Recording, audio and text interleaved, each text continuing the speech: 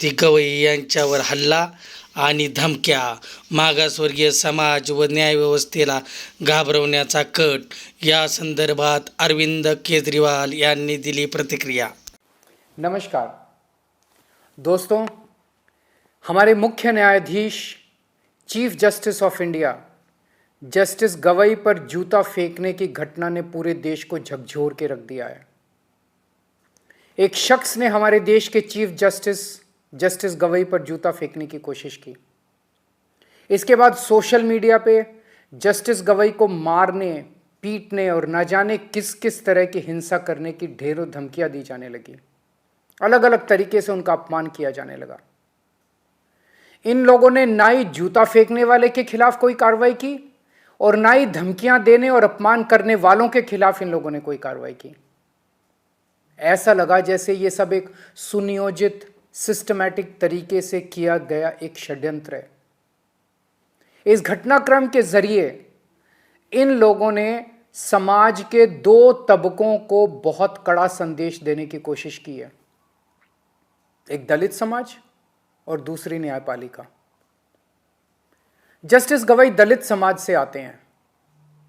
इन लोगों को यह बिल्कुल बर्दाश्त नहीं हो रहा कि दलित समाज से कोई व्यक्ति अपनी मेहनत और लगन से न्यायपालिका की टॉप पोस्ट तक कैसे पहुंच गया। क्या ये इनकी हरकतें दलित समाज को डराने और अपमानित करने की कोशिशें नहीं है? इसके बाद एक आम दलित किससे न्याय की उम्मीद करेगा?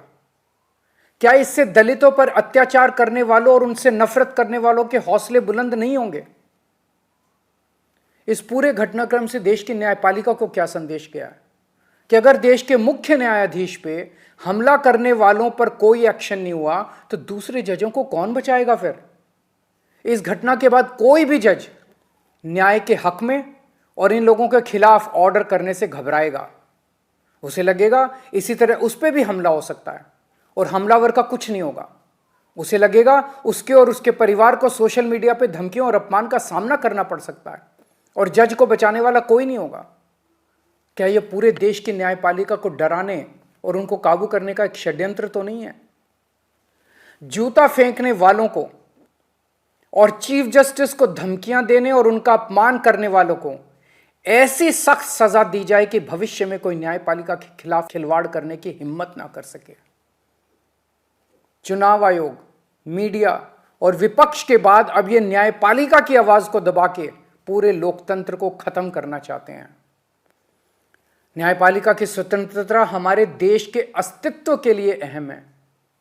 न्यायपालिका का यह अपमान देश के संविधान का अपमान है, बाबा साहेब का अपमान है।